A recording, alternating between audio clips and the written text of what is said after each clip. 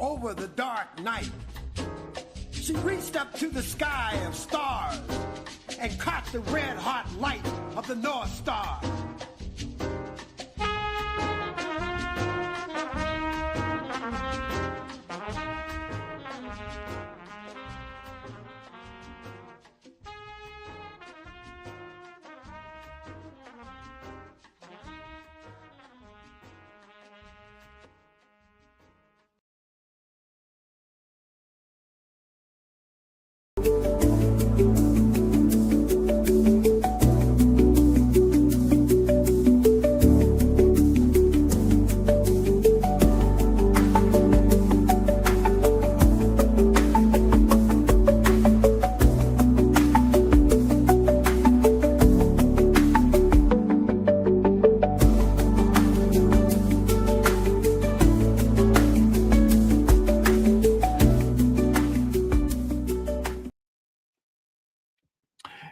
Good afternoon. Welcome back. So last week in the Washington Post was this headline: Trump shut out refugees, but is making white South Africans an exception. Federal and Virginia state officials are preparing to receive about 60 white South Africans at Dulles International Airport, according to emails and documents, and we know that has happened. Today, there was a great piece at Black Agenda Report entitled "Fleeing Imaginary Persecution at Home, South African So-Called Refugees May Find the Grass Is Not Greener in America." Why is that? Well, let's connect some dots and find out.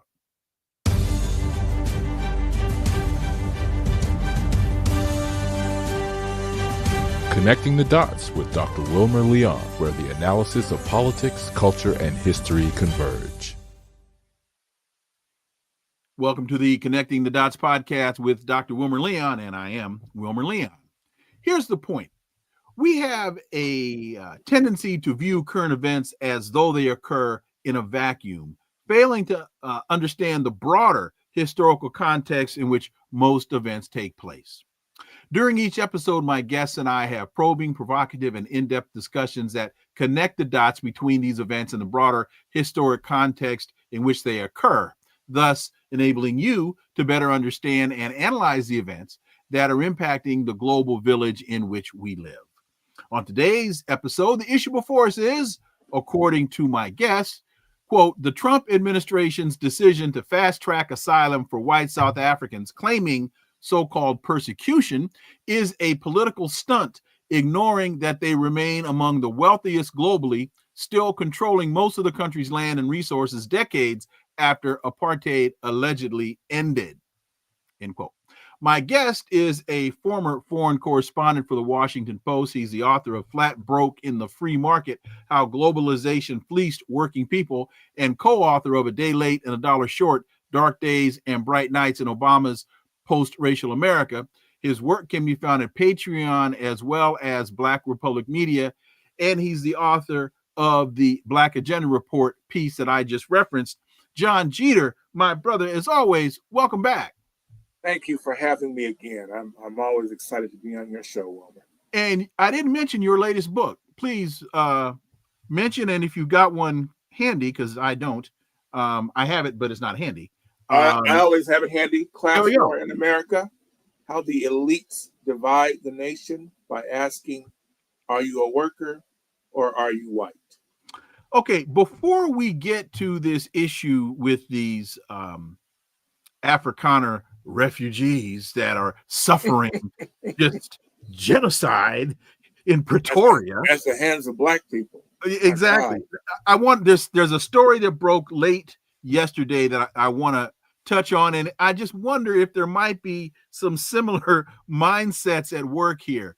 Lyle and Eric Menendez were resentenced to life in prison with the possibility of parole late yesterday, setting the stage for their possible release after more than 30 years behind bars for murdering their parents in their Beverly Hills mansion. The decision by Judge Michael Jessic of Los Angeles Superior Court came a day after testimony by family members who said the brothers had turned their lives around inside prison through education and self-help groups. They urged the court to reduce the brothers' sentences for the 1989 murders. John, I thought, as Richard Pryor said about Charles Manson, as long as Folgers is making coffee, this MF is going to be in prison.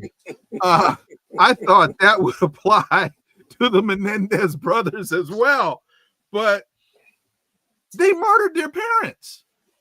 Yeah, I have to be honest. I have conflicting feelings about the Menendez brothers. On the one hand, I do think that the abuse they suffered at the hands of their father in particular should be accounted for. I do believe there's stories about being abused. Okay. But at the same time, I think I should mention just within the last year, at least two brothers that I know of, Khalifa Williams in Missouri, Marion Bowman in South Carolina, have been put to death, have been executed for murder. And there is not a stitch of physical evidence that either of those brothers committed the murders of which they are accused. And both victims, by the way, were white women. And so I'm conflicted about the Menendez brothers. On the one hand, I do believe they deserve some relief and some compassion. I think they were probably abused as young men. But on the other hand, man, they got the complexion for the protection, don't they? Well, I'll leave it at that. Because this was not the intended focus of the conversation, but when I saw that story broke, I said I felt we at least needed to call people's attention to it. And so it will not surprise me if within the next, 3 years, if not sooner, if they wind up walking out. I don't even know where they are in I don't know if they're in Folsom or they're not in Vacaville, because that's a mental hospital. Quentin or Chino, I don't know where they are, but wherever they are, I don't think they'll be there much longer. No, I don't think so. I think that's the whole point.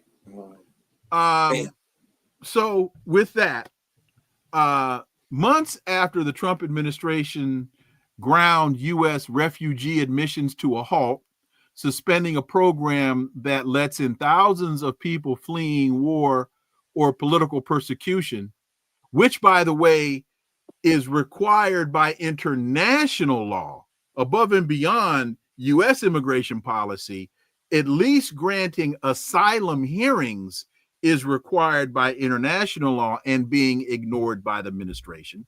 The Trump administration has restarted that effort, but only for one group, white South Africans. They flew approximately 60 Afrikaners to Dulles International Airport on a State Department chartered plane last week. I'm surprised he didn't send that $400 million jet that from Qatar. That Qatar sent him anyway. But he anyway. With give many ideas. With federal and Virginia officials receiving them in a ceremonial news conference and other state visit types of special consideration. Jon Jeter, man, and you've spent time in South Africa. What's going on here? Well, it's the silly season in the United States and across the world. The last days of empire, as we have spoken about on this show many times. The genocide is of white South Africans who, particularly white farmers who are being dispossessed of their farms, according to the Trump administration, without compensation. That, of course, is not happening. And as my piece, as I wrote about in my piece, there is no better place in the world, statistically speaking, to be a white settler than in South Africa. 7% of the population is white, 80% is black, and they have managed to steal during the apartheid season, years between 1948 and 1994. That's like 1948, 1944, 1980, 94. They have managed to steal so much that only today, 31 years after apartheid ended, they continue to own 72% of the land. They represent 7% of the population. They own 72% of the arable farmland. There's only 1% of all white South Africans are poor. And that is exactly 1% more than was poor during apartheid. 64% of the Black majority is poor, and that's really dire poverty. So why they're coming here to a place where, unless they had farms to sell and they made quite a pretty penny off of them in South Africa, they're going to come here and find themselves as, I believe, Walmart greeters, maybe Uber drivers. But it's not a pretty picture. And it really is a silly season where we have white South Africans coming because of their alleged persecution, and Palestinians are dying by the dozens every day, being murdered by a homicidal and illegal occupation. And we don't do anything to stop that. It's sickening, and it's really too much to bear sometimes.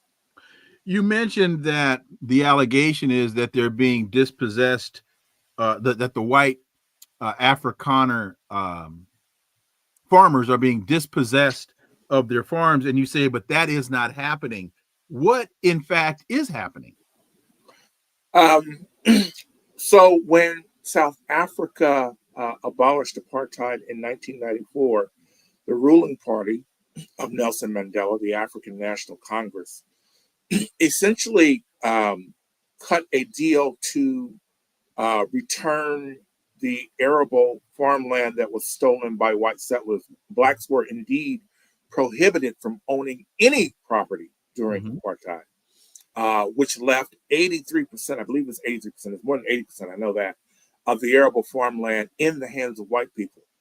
What people in the United States might not understand, because we're an industrialized economy, and we have been for more than a century, is that land, agriculture, is the basis for industrial development, economic development in a society that is making the transition from agricultural to industrial. South Africa is a fairly industrialized country, but the majority of its population has been excluded from participating because they didn't have access to the land, which lifts people up, their incomes, their education. So South Africa's Black majority government, the African National Congress, cut a deal or actually legislated the return of this farmland through a process of willing buyer, willing seller. So market-based capitalism, right? Didn't work. And so that land has not been returned as of yet. I think it's down to about 72%. It's in the hands of whites. Clearly not enough, particularly for a Black majority that is really still in dire poverty, very similar to what they were in during apartheid. And so the president, Cyril Ramaphosa, a millionaire businessman, he became a millionaire after apartheid ended, and kind of the front man for all of these, what we might call here in the United States affirmative action policies and companies, and wanted to hire a Black board member or executive. Cyril Ramaphosa was their guy, a former labor leader. And as president, he signed into law in January a bill where the government could seize unused farmland. There's a lot of unused. The Afrikaners and the whites in South Africa stole so much land, they don't even use all of it, so much farmland. So he signed into bill a law where they could actually expropriate unused farmland if they couldn't reach a deal to buy it. So they're still trying to buy it. But of course, what happens is that the whites, they set the price very high because they know that they've got the government by the cojones, I guess we could say. So to date, there has been not a parcel of land that has been expropriated by the ANC, the African National Congress. And frankly, let's be honest, I'm not sure that there will be. Cyril Ramaphosa, a man who I've interviewed, I couldn't say that I know him well, but I interviewed him years ago, has kind of been a disappointment to most Black South Africans in that he has not accelerated the process of redistribution. And I believe that he signed this legislation to sort of as an act of appeasement. It's not clear that he has any intentions on acting on it. And so, again, we come back to the point. There is no better place in the world to be a white settler. This is statistically true. To be a white settler than in South Africa. 1% are poor. Here in the United States, it's about 8% of all whites are poor. In Canada, it's about 6% of all whites are poor. Not clear how many are poor in Australia because they don't really sort by race, but certainly they're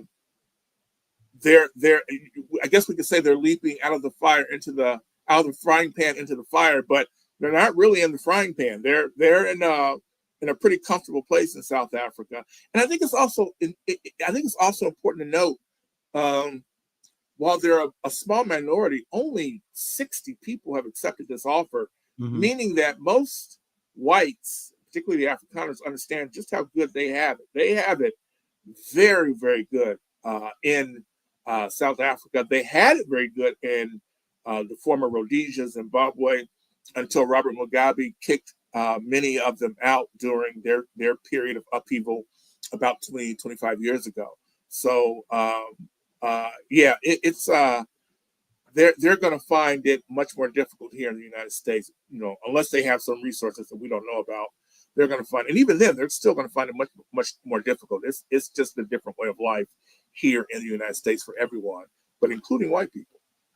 Robert Brown, thank you so much for that super sticker. Greatly, greatly appreciated. I'm glad you mentioned Zimbabwe and Robert Mugabe, because that was the next place I was going. But before I got to Zimbabwe, I wanted to go to 1954 in Guatemala and Arbenz, because, and I think I have my coup d'etats correct and my countries correct, that what happened in Guatemala was Arbenz was trying to return land to Guatemalan farmers, land that was lying fallow, and I think it was Dole Bananas. No, United Chiquita. Chiquita. Oh, yeah, United Fruit back then. Yeah, now Chiquita, I think, right? United Fruit. So really quickly, here's what happened. Arbenz wanted to tax fallow land, and the land that was not going to be taxed was going to be turned over to Guatemalan farmers so that the people could benefit. And he wanted to tax the land at the then 1954 rate. United Fruit Company said, no, that's going to cost us more. You need to tax it at, like, I don't know, a 1950, 1940 rate. And they came to the United States and said, and so Arbenz nationalized the land. United Fruit Company came to the United States and said, we can't have this. The Dulles brothers, yeah. Went and overthrew Arbenz in Guatemala.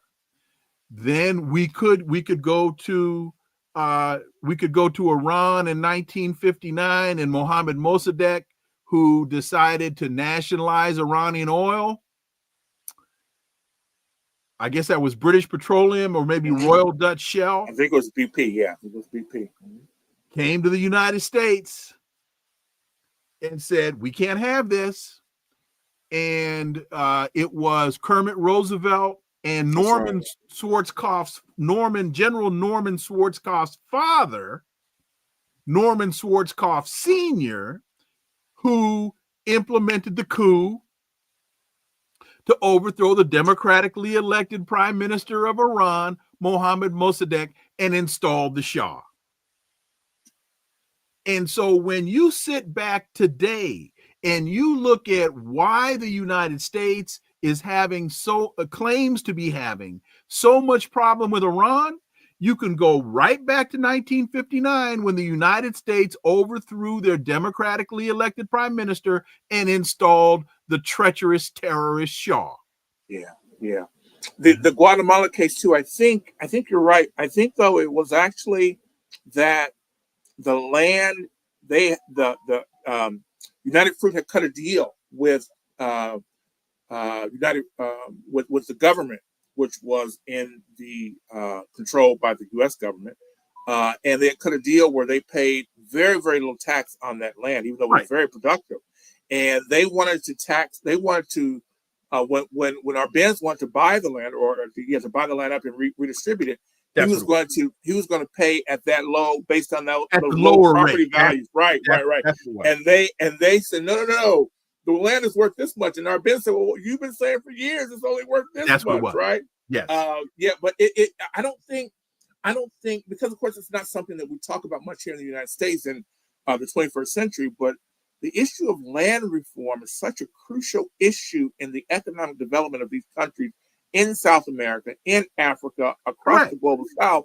That land is controlled by a very small, typically by a very small white minority, usually now corporations, and it's not allowing for the development of the economy. No country in the history of the world has ever gone from rich to poor without developing its agricultural sector and making a transition from agriculture to industrial. So here, and one last thing, and the expansion of ownership of the land. It has to be owned in a very democratic way. We had here in the United States the Homestead Act, which didn't include Black people, of course, but white people got basically very cheap land to farm that lifted their incomes. They could educate their children, and then we make the next step to the industrial economy. So this is very important in developing the country. Because it also expanded the size of the country. Right. Yes. Because people moved from east to west. That's right. So the westward expansion of the United States was facilitated not only by the Louisiana Purchase, but by the Homestead Act. That's exactly right. Land reform is such a huge deal. And the people from South Africa who are coming here as refugees are the heirs of the people who stole the land in South Africa. There's just no other way to put it. And again, you mentioned Mugabe, but I think a little detail on this when was it ZANU-PF? I'm trying to remember who ZANU-PF was the ruling party. Okay, and so when Mugabe defeated the British and they negotiated the Lancaster House Agreement, the agreement, what Margaret Thatcher agreed to repay the white, then Rhodesian, but now Zimbabwean farmers for their land.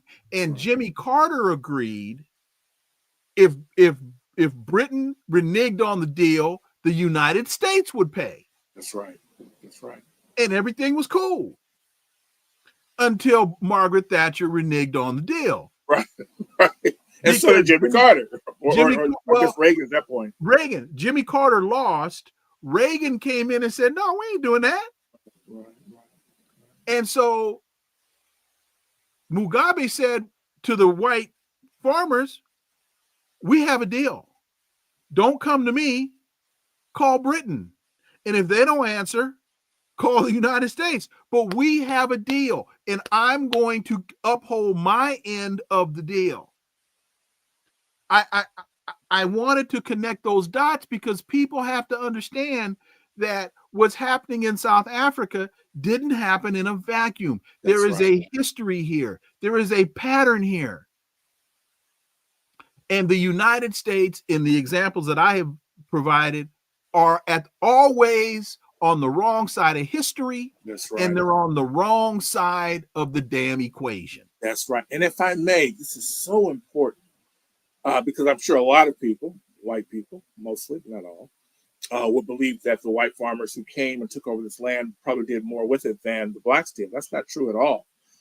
Ian Smith, who was the butcher of Rhodesia, as he was called, the prime minister who led the counter-revolution against Mugabe's ZANU-PF and the revolutionary forces in Africa, he was the son of a butcher, and he fought in World War II. And this was the pattern, where you had these white settlers from Europe, from the UK, in South Africa, in Rhodesia, in Zambia, in Namibia. Namibia was more German, but still you had these settlers who came. They had no experience in farming. Here's what would happen. And this is so important for people to understand how economies develop. The white farmers, they would give them land. The government would give them land that was stolen from blacks. And they would say, hey, try your hand at this, right? They'd never done it before. They would loan them money, right, to buy the inputs and all that. And they would fail inevitably because they had no experience. Farming is difficult from what I understand. And they would come back the next year and they say, okay, well, that didn't work out so well. Try it again. They give them another loan. Didn't work out that so well the second time either. Maybe a little bit better, but still didn't really work out. They said, forget about that loan. Try it one more time. And this is how the farmers, the white farmers, who many of whom are coming, or some of whom are coming to the United States now, this is how the white farmers in the former Rhodesia, now Zimbabwe, in South Africa, in Zambia, all of these countries that were colonized in Africa, this is how they produced one of the best farming classes in the world, was through this really socialist program, right, which has been denied Black people all over the world, certainly in Africa and even here in the United States. But this is how they develop. And of course, that's never talked about when we talk about reparations, when we talk about emancipation for countries like Africa in the global South. And we never talk about this pattern of creating a white settler class that owns the land and controls the economy. Why can't we duplicate that? And maybe we would say, well, we can't afford to duplicate it, but at least we could take some of the best parts of it and try to replicate that in building up a class of Black farmers here in the United States and in Southern Africa and across the Southern Hemisphere. And they also were able to engage in their farming, develop their farming, improve their farming with the help of the Black South Africans. Oh, no question, no question. I mean, here in the United States, even the idea to form rice farming in South Carolina, right? That comes from Western Africans, right, who saw the soil being exhausted, right? Connect the dots, people. And, I mean, it's just, you know, one of us or both of us at some point we have to write a book about how the best parts about the United States are in the image of the African, right? The African village. We've had a tremendous impact on the development, economic development here in the United States. This is not what we intended to talk about because we're going to get back to your piece, but the show is connecting the dots. And you know, in listening to you, this just made me think that history is not linear. History is cyclical. That's right. That's what Lenin said, right? Well, who did he got it from? So he got it from you, of course. come on, man. So I'm older than I look. So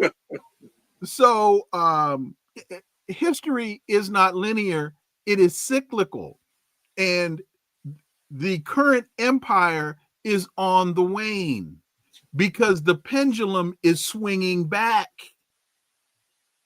And part of what we're seeing with the president in Saudi Arabia and wherever in the hell he is now, we're dealing with the cyclical realities. Your empire can't last forever. We don't, other than on Star Trek, we don't know of an empire that has ever lasted. Yeah. Right? So yeah. The United States has antagonized so many people, particularly in the post-war effort, where it made the focus of its foreign policy the containment of communism, right? Not because communism is evil, but because communism asks the question, for instance, here in the United States, why do the workers do 100% of the work for only 42% of the pay? That, if you are an oligarch, right? If you are a person who owns the economy, if you're an investor, that is a dangerous question. The United States has devoted the entirety of its foreign policy over the last 75 years, 80 years, to containing communism, which is, if not perfect, certainly much more popular in the Southern Hemisphere. And it, it's coming back to bite us in the behind. And let me just say this as well. The Soviet Union, China have never been any kind of perfect allies, either for Black people or even for working people, right? Mm-hmm. But one thing about the Soviet Union or Russia now and China, they learned from their mistakes. China, you will hear Africans talk about China coming into Africa, developing Africa, creating Chinatowns all over Africa 25 years ago. And they were not well liked. They weren't as unpopular as the Americans, but they were not well liked. People saw them as rude and pushy, and they cut deals that really kind of cut Africans out of it, right? Economic development deals. So they would create roads or pave over roads, and they would use only Chinese labor that they brought in. They have learned from that, and now they are doing business with Africa in a way that is much more respectful, right? And Africans are responding. I'm not saying they're going to save Africa, but what I'm saying is that Africans understand that they might be able to cut a deal for themselves that leads to liberation, real liberation, economic development with the Chinese in a way that they could not do with the United States or Britain or France or Portugal. You write in your piece, not much is publicly known about the nearly 60 white South Africans who arrived at Dulles, fleeing what Trump describes as racial discrimination and political violence from the country's Black majority, but in classifying South Africa's privileged white minority as refugees and fast-tracking their path to U.S. citizenship, the White House, in typical fashion, overlooks a salient point, which is that statistically speaking, South Africa is arguably the most comfortable place in the world for white settlers to live, while the U.S. is among the least. So there are a couple of things that I wanted you to kind of unravel. And one is, what's behind Donald Trump's, what's the method to this madness? Is this merely his pushback on land reform in South Africa? Or is there a deeper element to this? Is it the whole replacement theory? We're going to, because they fear that that whites will be annihilated, we're going to bring white people in? I mean, what is the method to the madness? That's a great question. I don't really think Donald Trump has a real strategy. I think what he's trying to do is send a message. I think the whole purpose of Donald Trump, and I don't think he's completely thought this out, but his whole purpose, because there are contradictions, but I think his whole purpose is to send to white people who see the returns on whiteness diminishing, right? We're in a post-industrial age. Wages are down. Basically, the American worker has not had a raise in more than 40 years. When it was adjusted for inflation, and we've got higher and higher costs, medical care, grocery store bills. All these bills are rising, and so I think Donald Trump came into office both in 2016 and also again here in 2017, I guess, in 2025. I think he came into office to reassure white people that there is still a value, a benefit to being white, and in accepting these farmers who are persecuted by Black, the corrupt Black politicians in South Africa. I think he's trying to send a message. See, whiteness matters. I'm sticking with you. I'm in solidarity with white people all over the world. The problem, though, is that he hasn't really fully thought this out. He is through Doge, the Department of Governmental Efficiency. He's cutting all these jobs, many of them jobs for white people. He's bringing white South Africans here who I think ultimately, barring something unforeseen, I think a year from now, we're going to be hearing from white South Africans saying, my God, I need to get back. I didn't realize it was this bad in the United States. I don't think he really understands what it means when an empire collapses, particularly when you're not paying attention, right? You're not trying to rebuild the empire. Trump is just trying to communicate this message, right, without any follow through. So that's my best guess. Of course, Donald Trump and I don't talk much anymore, if we ever did. Oh, but really? I think, we had a falling out. Oh, man. I think he really is. He's a demagogue, right? But he's a demagogue. They say Mussolini was a demagogue, but he made the trains run on time. I don't think Trump even understands the value of that. And so we really have an economy in free fall. You look at him trying to make deals now, trying to go back to China. Why didn't he have the negotiations with China before he actually set these tariffs? And the reason is because he was trying to send the message of the American strongman dictating to the world, this is what you're going to do and you're going to like it, right? And China's like, China holds all the cards. They're America's banker.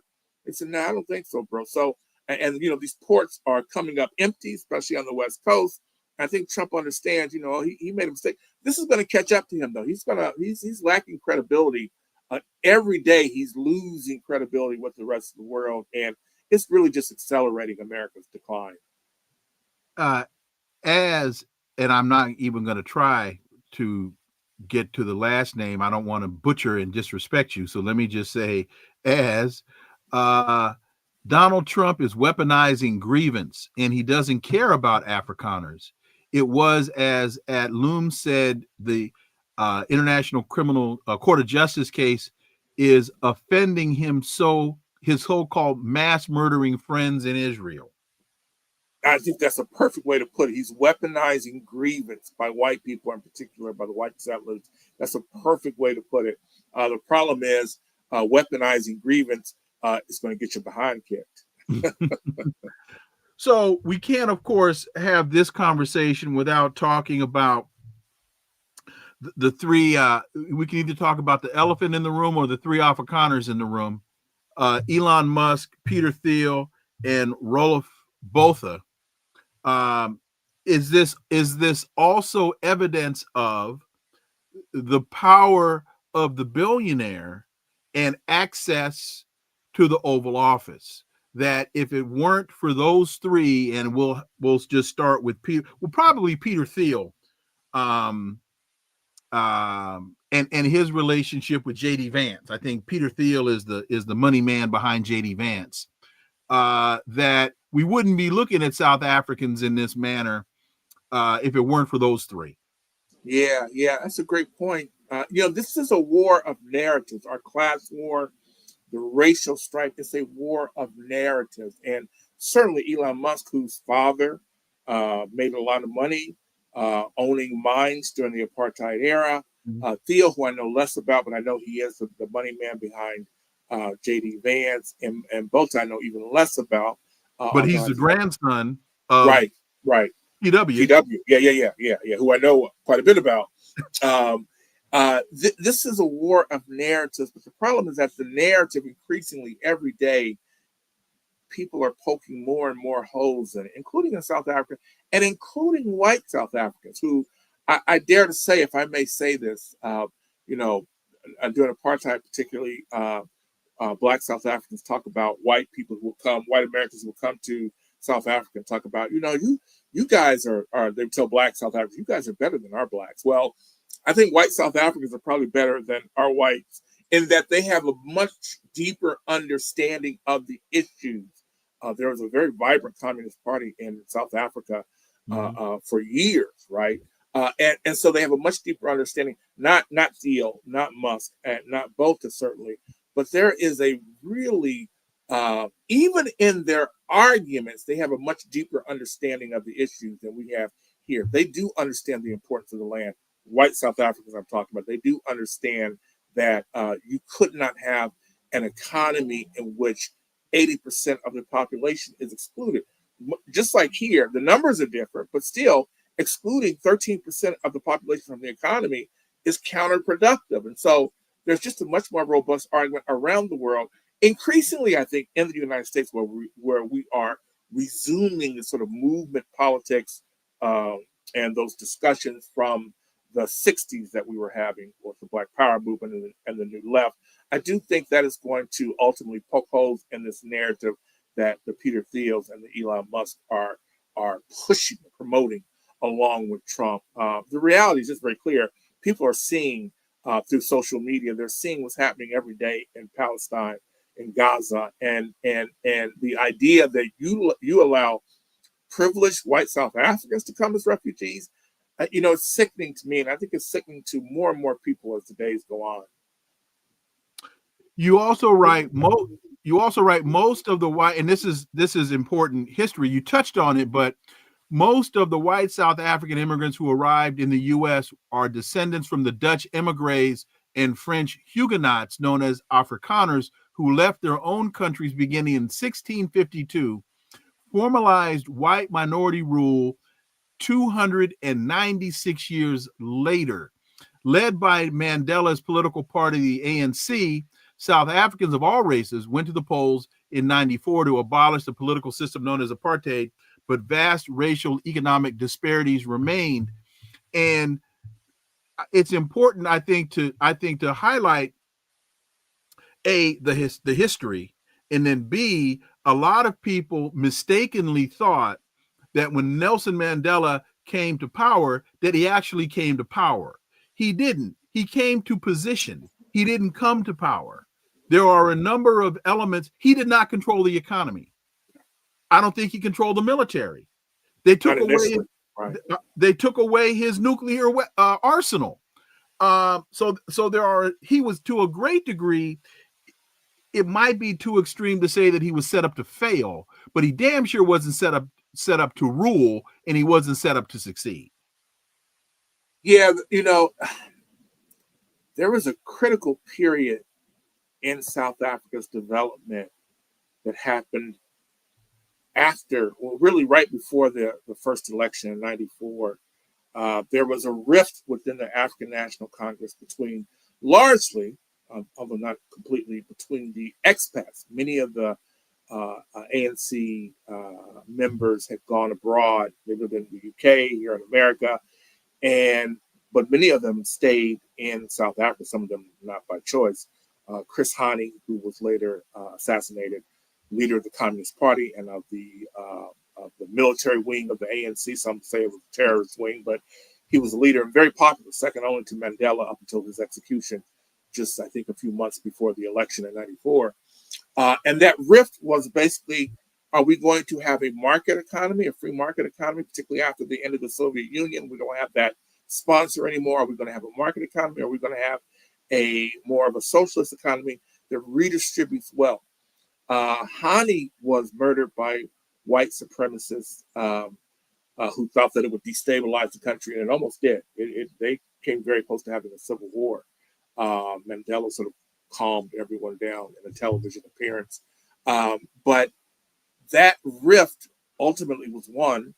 And also, I should say that Winnie Mandela, Nelson Mandela's ex-wife at that time, was also on the side of the people who stayed in South Africa, the dissidents who stayed in South Africa. She was on the side of Chris Hani, and she was also very popular up until her death in the country.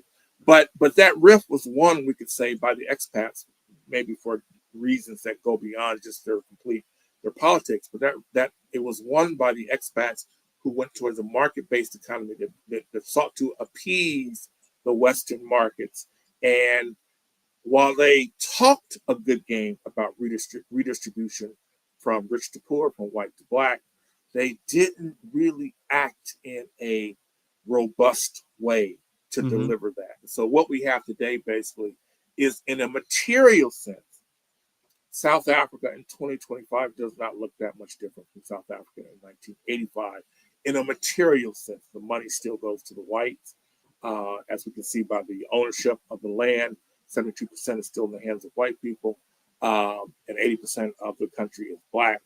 And so that period really, such a critical period in their development.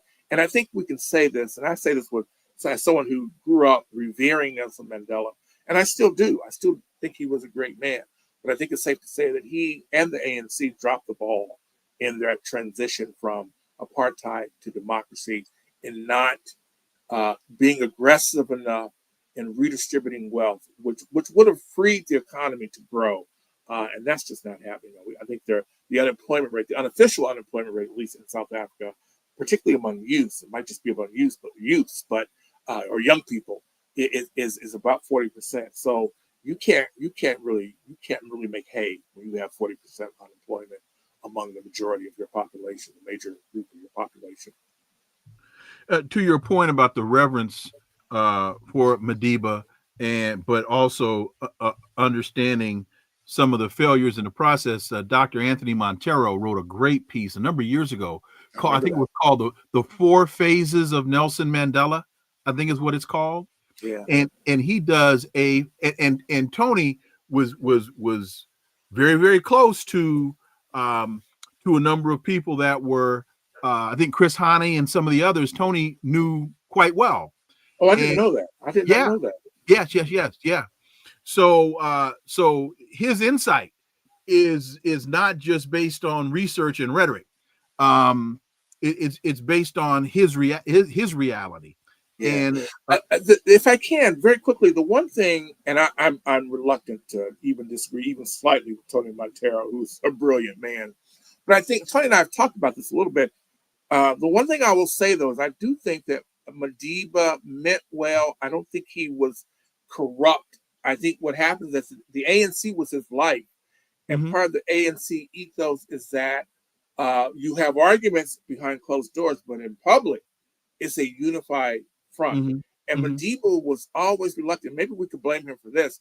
Was always, from what I heard, reluctant to sort of like Bigfoot the discussion. He was always, let people talk and have their way, and then there would be a vote, and he would back it up. He would seek consensus, right? And let me just say this, and this is not much in the way of evidence, but there is a photograph in, I think it was 2012 when Madiba died, 2013. This was months before he died. He was sick. He was 94 years old. He took a picture with the now president. I think at the time he was vice president, Cyril Ramaphosa, the president at the time, Jacob Zuma, who are really troubling figures, even though they played pivotal roles in the resistance movement in South Africa, in the ANC. There are a few others, and they're all smiling while Madiba's in the wheelchair. And Madiba has this look like, you MFers, right? Like, you really misled me. You took me, you sold me a bill of goods, right? That's just my impression. I can't prove that, but I think that's what happened. I think Madiba believed in the expats, mostly the expats, even though Ramaphosa was there, Zuma was there, but still the expat community and within the ANC led them down this road to the free market, this free market approach. It failed. It has failed miserably. And I think Madiba thought, I believed you.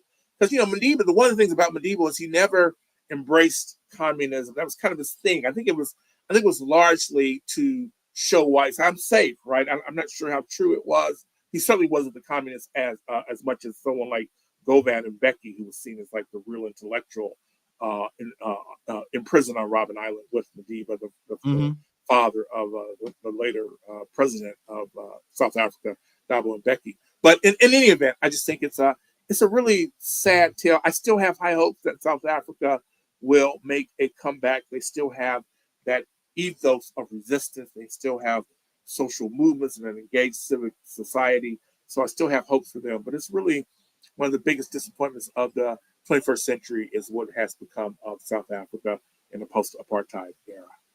And as we move to another issue, what is it when the reader is done with your latest piece? The piece was posted today at Black Agenda Report, and when people are done with your piece, fleeing imaginary persecution at home, South African refugees may find the grass is not greener in America. What do you want them to walk away having a better understanding of?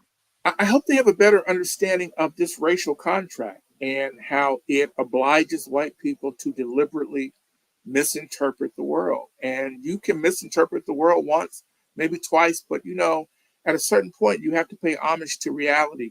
I think these white South Africans are very soon to pay homage to reality, and it's not the reality that they have painted for all these years. And I think the United States is very soon to pay homage to reality. This racial contract they signed years ago, we could argue maybe 400 years ago, or at least they began signing it then. I think it is now null and void. And I hope they start to understand that and start to regroup and reorganize and understand that differences of class are much larger than differences of tribe. There was a piece that I became aware of on your Facebook posting, Chinese intelligence report on the ouster of Syrian President Bashar al-Assad and the dismantling of Syria. And this report, which is attributed to Chinese intelligence, reveals the controversial details regarding the change of power in Syria to Abu Mohammed al-Jilani, who, by the way, Donald Trump met with today. Usually, and so when I saw that, I tried to source it, and I was unable to source it. But the reason that and you may have been able to source it, and if so, let me know. But the reason I wanted you to speak to it is because even though I couldn't source it, it's kind of like the Willie Lynch letter. Right. It makes a whole lot of sense. So, you know, one might say, well, there's a lot of truth in that lie. Right. So I wanted you to speak to this. Yeah, I could not source it. I can't vouch for it. I don't know. I don't have any contacts with Chinese intelligence, certainly. But I found it very consistent with Professor Morandi's explanation of what happened. I remember, and this was right after the coup, right after al-Jilani's forces overthrew Assad, and Assad fled to Russia. And Professor Morandi, who is Iranian, a professor, I don't know what his discipline is, but he knows a lot. And he was saying that it was perplexing to Assad's Iranian donors, supporters, backers, that he was so isolated in his last days as al-Jilani's fundamentalists, basically Al-Qaeda-like forces, marched on the capital, marched on, took city after city, and Assad was so isolated from his Iranian backers. I remember this very specifically, Morandi even said there was a Iranian diplomat who was sent while this was happening in the heat of battle, and Assad did not even meet with him. And that was perplexing to a lot of people. And so this piece seemed to explain that the reason for that is because Assad did not know that the Iranian diplomat was there. His generals kept information like that from him. They isolated him, insulated him, while they basically allowed the Syrian state to collapse. So again, I can't vouch for his veracity. And one of the things I found interesting, though, in posting that piece were the people who just on my Facebook page were reluctant to even debate it. Just, well, this can't be true. Well, what's your source, right? Not even sort of any kind of discussion about, well, it certainly fits some of the facts on the ground as we know them. And that's my only point. And the other thing I will say too is, you know, I said this on the Facebook page to someone. I said, cui bono, who benefits from this? Well, clearly Israel, the United States, and Turkey, right? Those three countries, which we are told are responsible for al-Jilani's forces, those three countries benefit more than anyone. Who loses? Iran, the Palestinians, Hezbollah in Lebanon, they're the losers. So it would seem consistent with this long-running tradition of coups, as you mentioned before, that goes back to Iran was that 51 when they overthrew Mossadegh. But it just seems consistent with the CIA's activities in the Middle East going back to Iran in the early 1950s. And a couple of points. One, I made reference to that because we couldn't source this, that I compared it to the Willie Lynch letter, because for those who don't know, the Willie Lynch letter is allegedly an address that was delivered by a gentleman by the name of Willie Lynch on the banks of the James River in Virginia in the 1700s, and it was about how to control your slaves within a slave environment across the South. And to my knowledge, no one has ever been able to actually validate that the veracity of the letter. But when you read it, there's an awful lot of truth in that fiction. Right. And Kevin Baptiste, thank you. Always fantastic to hear Mr. Jeter. You are correct, Kevin. At work, but we'll catch you're at work, catch it on the back end. Well, Kevin, we'll be here on the back end. So thank you as always, my brother, and thank you for that support. So that's why I was drawing the comparison between this latest report and the Willie Lynch letter. One of the things in the bullets that were listed that gave me validated the veracity of this piece is where they make the point here. The report confirms that what happened was the result of internal betrayal by senior Syrian army officials bribed with Qatari money, who played a key role in implementing a complex international and regional plan. Well, we know there were reports in the Western press about al-Jilani, and they were and the reports were asking the question: how does a guy who was captured by the United States, spent a couple of years in U.S. prisons in the region, shows up on the battlefield with bags of cash? And that was in your check your audio. I don't know if you're when I read that again, that was very consistent with the Western press. I'm talking about the Wall Street Journal, the Washington Post, and the New York Times, about where did this guy come from?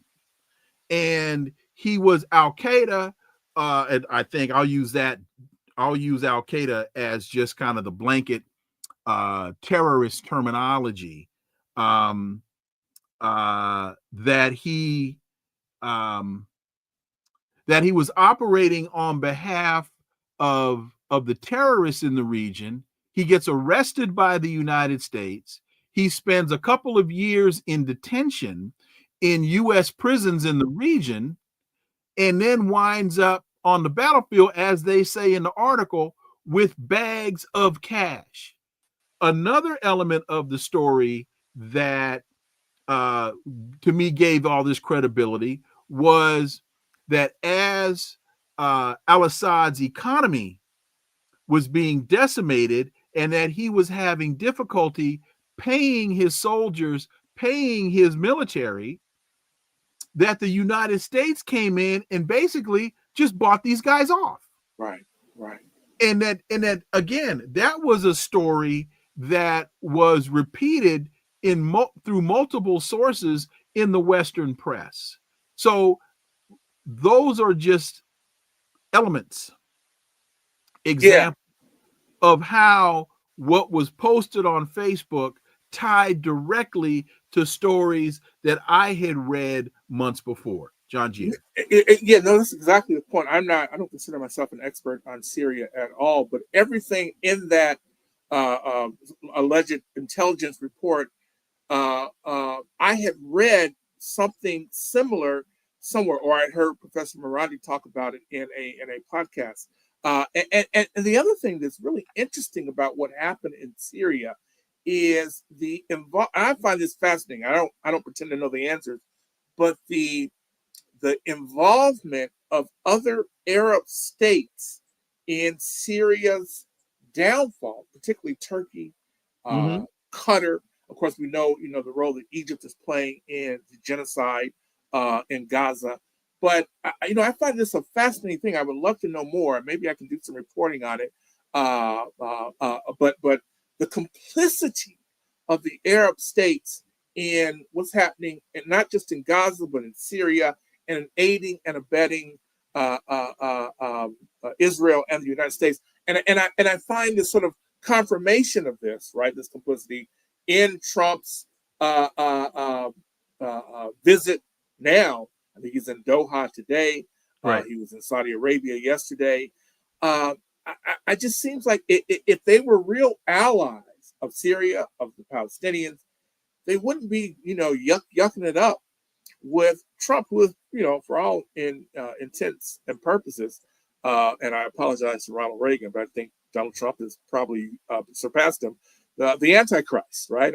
I think Trump has surpassed Ronald Reagan as the Antichrist. So I just find that very curious. I think, and I have, as you know, I've had some time, spent some time at Al Jazeera and in Doha, and I think that it is almost the same as the slaves who wanted meritorious manumission.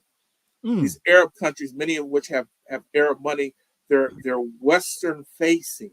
They want approval from the West, and maybe that's just a material thing, right? That's just a transactional thing because the West traditionally has the money. But now you would think they could see the tea leaf, read the tea leaves, and understand that's changing. But they haven't changed their sort of outlook on the world. And I don't know. I wonder what costs they're going to pay. I wonder what costs Turkey is going to pay for what they clearly helped the United States and Israel do to Assad and Syria. Well, that's an interesting point. Let me ask you this, because I know you've agreed to give us an hour. Can you give me a few more minutes? Of course. Okay. Well, thank you.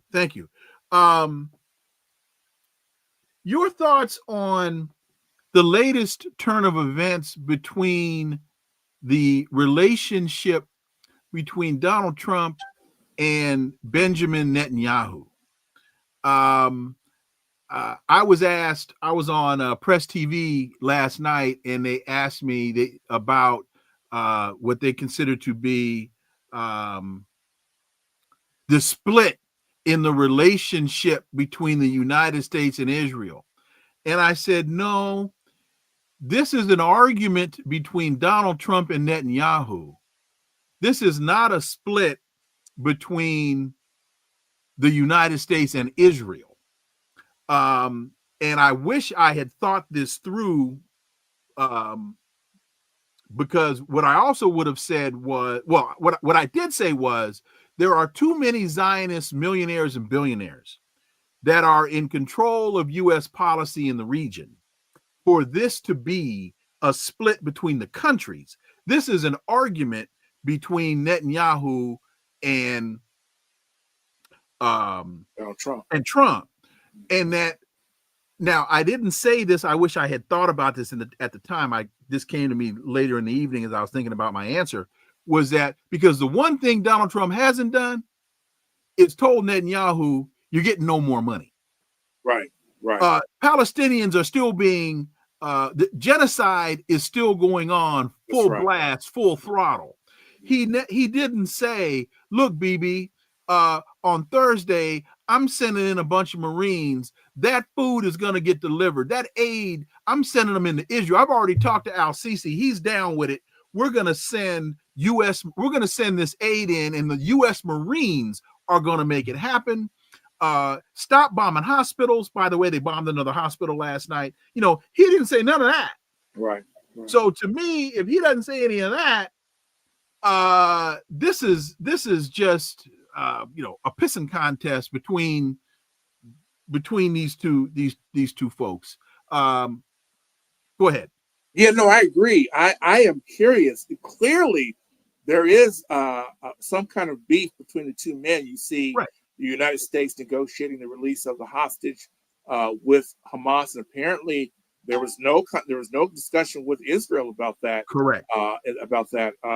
Trump, you can see Trump. I heard somewhere I'm not sure how recent this was, but he was talking about how Israel backed out of when the United States killed what's the Iranian general that they Soleimani, that Israel was supposed to participate. They had a role to play, and they backed out at the last minute. And Trump talked about this very publicly, which is a kind of a no-no at that level of politics. So clearly there is something going on. I wonder though, because Trump doesn't think about what he's doing, and I wonder. I'm still not convinced that Trump is going to survive a 4-year term. And I mean politically, not physically, although that's a possibility too, if you look at the man. But I wonder, though, if this might be part of the reason that the elites who really run the country, Wall Street, Zionists, etc., that they use this beef with Israel, his lack of support for Israel, what they would term his lack of support. As you said, it's not really a lack of material support. It's kind of a rhetorical dispute, but that they use this and along with his what he's done in terms of backing away from Ukraine, not supporting Ukraine. These are imperialist wars that whether you want to call them the deep state or the elites or whoever you want to call them, they support these wars and they support these efforts, and they want them. And at the same time, Donald Trump has been, although the market has recovered after he struck the deal with China on tariffs, but the markets are very volatile at this moment, including the bond market, which traditionally really is an harbinger of political king making. The bondholders famously sort of picked Barack Obama to be president. So in any event, I do wonder if this is not going to have some spillover effect that ends with Donald Trump being forced from office. And I know that sounds maybe a little bit far-fetched to people. We've never seen that before. But we've never seen, I think, what's about to happen to the United States, where I think we're going to, we already have the first 3 quarters were negative economic growth. I can't imagine that the next 3 quarters we will grow with all this volatility, unemployment, there are layoffs being announced every day. It seems like we could very possibly have an economic crisis unlike anything we've ever seen, certainly not since the Great Depression. And if that happens, Donald Trump, I think, is firmly in the crosshairs. He is not, again, back to the white South Africans. Donald Trump is not delivered for white people, right? And that, if you're going to be president of an apartheid state, which is what the United States is, and by the way, this is what led to the downfall of South Africa, even though they weren't their material lifestyle, their living standards weren't as depleted as we see here in the United States for white people. But Donald Trump's not delivering for white people, and that I just don't know if he can survive that. For you, well, a couple of things. One, for you to say that America is an apartheid state, and folks would say, well, wait a minute, how can you say that? Well, folks, if you connect the dots, what you would know is the apartheid system, the Afrikaners developed their apartheid system after the system here. This was their model that they used. Yes. So that's just not some throwaway line from Jon Jeter. That's a historic fact. That's right. And when you say that he's not delivering for white people, that's what I have been saying. When you look at these town hall meetings, when Chuck Grassley goes back to Iowa and folks are asking him, hey man, do your job. And they say, wait a minute, I didn't vote for this. What they're saying is, no, you weren't supposed to do this to me. Right. My daughter wasn't supposed to lose her job. My wife wasn't supposed to lose my son. I'm a veteran and now I can't get my benefits, or you tell me to go to Social Security, but you close the office in my. No, you weren't supposed to do this to me. You were supposed to do this to the Mexicans. That's right. Yeah, there's an inevitability to this collapse, right? It began. You and I are experienced enough, which is a nice way of saying we saying there were enough bourbon to know. But we remember when this began under Reagan and the shipping jobs overseas, the de-unionization, the effort to de-unionize, the factory jobs disappeared. That affected Black people first. That's what drove Jesse Jackson to run for office in '84 for the White House, because these effects were affecting the Black community. And Jesse Jackson, and we can say whatever we want about Jesse Jackson, right? He's a flawed character, but he's also such an important figure because he's the one who said, look, this is affecting us, but it's going to affect you too, white people. Jesse Jackson's Rainbow Coalition, I mean, it changed everything, right? In terms of that vision, putting it out there. The Democratic Party, of course, was horrified by that. And so it changed everything. But we remember that this plague, that's what this neoliberal economy is. It's a plague. It was first visited upon Black people in 40 years ago. But we always said it's going to affect you too. How are you going to steal money from me and it's not going to affect you? You need us to buy your goods and services. You need us to pay rent. And what we predicted, I didn't, so I was only 20 years old in 1985, but I heard people like Jesse Jackson and other Black people saying, this is going to catch up to you too. That's what's happening. Or if I may quote Malcolm, the chickens are coming home to roost.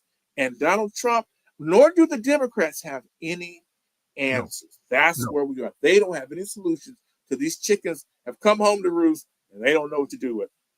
Hence Jesse Jackson's point, a rising tide lifts all boats. Hence and I'm glad you mentioned the Rainbow Coalition, because that enables me to, again, connect the dots. Right. In Chicago, the first Rainbow Coalition came from Fred Hampton. That's right. That's right. That's right. With the Young Lords and the Young Lords. Patriots and the Black Panthers. Because Fred Hampton understood this is a class issue and we are getting confused by race. That's right. That was what J. Edgar Hoover saw and the Chicago PD saw as being an incredible threat. Because folks need to understand that the Young Patriots were a 1970s version of the skinheads. That's right. That's right. Poor whites on the north side of Chicago. That's right. That's exactly right. And so people and the Young Lords, the Mexican crew, the Latin crew, they were coming together. Fred Hampton went and sat and met with all the leadership and said, hey, why are we fighting with each other when we have a common enemy and it's a class issue, not a race issue? And final point about Reverend Jackson, a lot of people don't know that you would not have had a Barack Obama elected to office if in the 88 election, as Reverend Jackson was bowing out of that election, one of the things that he negotiated was the distribution of electors or delegates. That before while he was running, it was winner take all. And that he said, the only way I'm going to leave this is if you reorganize, redo the rules, and make this proportional representation as opposed to winner take all. That's how you got Barack Obama when you got Barack Obama. That's right. That's right. If we had continued with the momentum established by Jesse, or maybe Jesse was carrying it forward from Fred Hampton, from Harold Washington, the first Black mayor of Chicago, who also had a Rainbow Coalition, although it was maybe overrated to some extent, over-exaggerated to some extent. But if we had continued with that momentum, I do think the United States will be the greatest social democracy in the history of the world right now. But sadly, we dropped the ball, all of us. And this is why people watching this program, that's why I call the program Connecting the Dots. And this is why Donald Trump wants to shut down the African American History Museum. That's right. This is why what's his name in Virginia, Youngkin, wants to remove African American history as an elective for high school students to replace world history or world geography. I don't think you should replace world geography. One of the things that, to me, you can't really understand the politics unless you understand the geopolitics. That's right. That's right. So I think geography should be I'm going off on a tangent here, but it is my show, so I can do that. Geography should be a required course for every high school student in the country. You gotta understand the world. And if you don't understand where people are and where things are, blah, blah, blah. Anyway, I just had final point for you. Final point for you. You mentioned the negotiations with the Chinese. And let me see if I can quickly find this story, which is U.S. says, quote, substantial progress made in trade talks with China. Scott Bessent, the Treasury Secretary, said that the details would be announced on Monday, which says to me they ain't got no details. Right. And that the U.S. has made substantial progress in talks with China.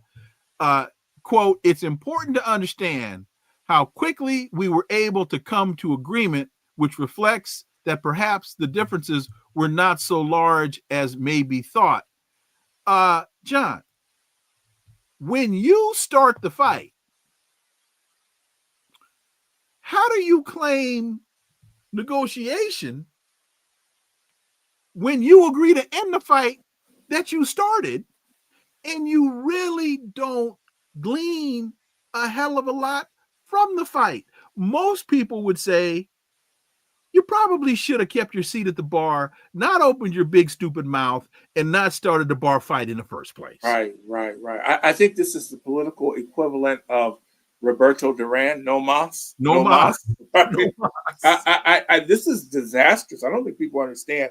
This is disastrous. I think there was a port executive on the West Coast who was saying that there was a 12-hour period, maybe last week, yes, after the tariffs were announced. There was a 12-hour period in which there was not a single ship from China headed towards the United States. And he said, I don't remember the last time that happened. I don't think people really understand what's going on. Yeah, right. Maybe it might have been COVID when that happened. Right. That was the last time. Right. But what has happened, what's going to happen, almost surely, we just don't know the extent of it, but it's going to happen. The world understands the volatility, the destabilizing force, the recklessness of Donald Trump. They're going to use this, much like the suspension of the tariffs with the rest of the world. They're now going to double down and use this 90-day period with China, this reprieve with China, to reorient world trade. So what we're going to see is this shift, and it could happen actually, it's been happening for years now, so it's gradual and then suddenly. But we can see in 90 days' time, by Labor Day, we can see an entirely different world economy that's oriented towards China, where Brazil is selling its soybeans and its sugar to China, and none of it, or very little of it, is coming here to the United States. We could see that. That's what they're doing now. They're trying to figure out the logistics. Brazil, Argentina might not be because they've got a nut job president, but Brazil is, and South Africa is, and all these countries are figuring out how do we make this new world economy, which has been inaugurated really by Donald Trump in a very sudden way, in a very stark way. How do we start dealing with the Chinese, who's now the power? Everyone understands that. I had an interesting conversation for about 3 hours. This is about 12 years ago, on a park bench with an elderly Australian couple who had been visiting the United States for years. Every few years they come to the United States, but they were world travelers. They were very worldly people, very smart people. And they told me, this was 2012, I remember now. And they told me, they said, well, clearly the power, the economic power now is China. And they told me, they said, everyone in the world realizes that except the Americans, right? This was 12 years ago. So now we're at a place where they are, the new emperor is always slow to accept the throne, his seat on the throne, his place on the throne. The United States was slow to accept it from the UK. China's been the same way. But I think this is going to really accelerate that process. And, the United States really, if we're going to dig out of this hole, and it's got to happen very quickly, we have to start thinking differently, talking differently, almost the opposite of what we've been talking about. If you are talking about the freak-offs, as the media calls them, by Puff Daddy, and not the genocide in Gaza, you're no good to us. You're of no use to us. You can't contribute anything to the conversation. And we really just have to sort of, we almost have to reinvent ourselves if we're going to be up to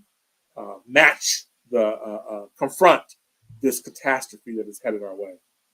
And a couple of things. One, I was listening to, he's the president of, I think it's the American Soybean Farmers Association. I think that's who it was. It might have been the national, but one of the guy that runs all the soybean farmers. And he made a point a couple of weeks ago when you were just talking about soybeans and Brazil. The 70% of the American soy crop went to China. But this president of the Soybean Association took it back to NAFTA. And he said that this reduction in American exports of soybeans started in the first Trump administration, when Trump allegedly renegotiated NAFTA, and this guy said the results of that negotiation were worse than whatever Trump wound up calling NAFTA. That new, and I put that in quotes, agreement was worse. That he basically hustled backwards is what is, and this is another example of Trump hustling backwards, and folks don't get it. So what the soybean guy was saying was, we've lost that China they found another supplier in Brazil, and that now that lost market will not be reclaimed because those markets are based upon relationships. Right. And so this is the soy issue is just one example of again, Trump hustling backwards. And the other thing that came to my mind when you were talking about the empire dying and that we took it over from Britain and now China's taking it over from us, but there's a difference. Britain developed their empire along with industrialization on militarization. The United States became the empire primarily after World War II due to militarization. China I might say World War I, but still, I take that's the point. That's fine. China has risen to power through economics. Yes. And relationships. Relationship. So that to me is a huge differentiator. Yes, because I agree. China's military power is defensive, not offensive. They're not an imperial power. Right. And Russia, they're not an imperial power. And they are right behind China on the economic tip. And so I'll just leave it there. I could go on. Your thoughts. If I can, and you talk about China and Russia not being imperialist, the support that Vladimir Putin is giving to Burkina Faso's new young, really exciting president Ibrahim Traore. I mean, talk about press, talk about public relations. Can you imagine what that's doing all over the world? People in the global South, people in Venezuela, people here in the United States, Black people I'm talking about, but people who see that and understand, oh, we really can have something different, a new world order that benefits the people, that serves the people. And maybe, I don't know, maybe it is a capitalist world order, right? In which China is the sun around which everyone else orbits, but it's a sun that nourishes as opposed to a sun that destroys. It's a sun that Africa, for one example, can use to actually develop its economy. We know that the West deliberately arrested development of the African economies through their colonial processes. They stopped them from manufacturing, reduced them to the producers of raw goods, which are cheaper on the world market. And so, on the one hand, I believe that we might very well be on the edge of a catastrophe. On the other hand, I think there is an opportunity now to create something very new and something that serves the people, if I can quote the Black Panthers one more time. Also, Antonio Gramsci, because the new is about to be born or is being born. Right. We're in the interregnum. That's right. That's right. And final point, and then I truly appreciate you giving me this extra time. When you mentioned President Traore in Burkina Faso, it made me think, and I had this conversation with Imam Richardson, who was joining me from Burkina Faso. Oh, wow. Last week, that when I was talking to her, which was either Thursday or Friday, Traore was in Russia. And he was sitting next to Vladimir Putin and President Xi Jinping. And what I said to her was, Traore must have an awful lot of confidence in the stability of his government for him, amidst all of this turmoil circling around him, he left his country and went to Russia, because a lot of times it's when the leader leaves that the coup takes place. Right, that's right. That's right. So when he got the phone call from Putin saying, "Hey man, why don't you come on by the house and I got some ribs and some potato salad," and he was like, "Oh hey man, you got some beer? Yeah, right. Come on with it." He was very confident to leave his country, believing he would have a country to return to. That's right. That's exactly right. I think, at first I was thinking that Traore might be the next Hugo Chavez, although hopefully not ending the way that Hugo Chavez did, which I'm sure is at the hands of the United States. But now I think Traore might actually be much bigger. I think he might be the next Nasser. I think he might be that global leader who really inspires everyone else to say, "Oh, this is what we can do." And that picture, him with Xi Jinping and Putin. I mean, if the United States, I'm sure Trump saw this, but if he saw that, he should just start packing up, right? Like, bro, it's a wrap, right? It's a wrap. Well, let me do the next time you talk to General Michael Langley, ask him, how you like me now? Right. Yeah. That Sambo that's at the Pentagon. Yeah, bro. Yeah, man. Michael, you misread that one all wrong, homeboy. That's right. No, man. Anyway, as always, Jon Jeter, hey man, I can never thank you enough for the time and the analysis. And folks, you really need to go to Black Agenda Report, and you need to read his latest piece, Fleeing Imaginary Persecution at Home. South African refugees may find the grass is not greener in America. And just really quickly, because we didn't really focus on the imaginary persecution. I mean, we touched on it, but that whole thing is a lie. It's a complete lie, complete fabrication. Again, like I said, there's no better place in the world to be a white settler than in South Africa. No better place in the world.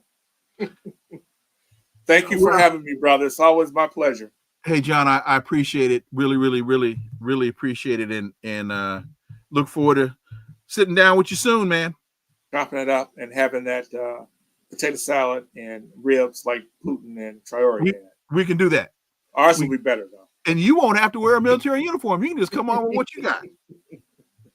Appreciate it, bro. Thank you, brother. And folks, we have a new way for you to support Connecting the Dots, and it doesn't have to involve GoFundMe from the deep state. It's called the CTD Club, and just click the join button next to the subscribe. $4.99 a month. You're helping us stay independent. You are helping us stay commercial free. You are helping us stay billionaire proof. And yes, we will always be rhetoric free. You'll get early access to content. You'll get member shout outs. You'll get loyalty badges. The satisfaction of knowing that for $4.99, and there are no tariffs on that $4.99, you're fueling the best conversations about national and international issues that you'll find anywhere. And what you all experienced today, in my humble opinion, is a true example of that. So if you like your truth unfiltered, your analysis sharp, if you like your dots connected, join the CTD Club. Be more than a viewer. Be part of the solution. Be part of this process. And tomorrow, my guest is going to be Dr. Linwood Tawhid, who will give us a much deeper unpacking of the knapsack of this trade foolishness that Donald Trump has involved us in, along with a number of other incredibly salient issues. And if you haven't already, hit the subscribe button. Please, baby, please, baby, baby, please. We need the support. We need your help. Don't just hang out in the smart corner on YouTube. Buy it, own it, invest in it. With all of that, then let me say, this is where the analysis of politics, culture, and history converge. Talk without analysis is just chatter, and we don't chatter here on Connecting the Dots because we are rhetoric free. See y'all tomorrow. Dr. Linwood Tawheed will join me. Until then, I am Dr. Wilmer Leon. Enjoy the remainder of this beautiful, beautiful day. Peace. I'm out.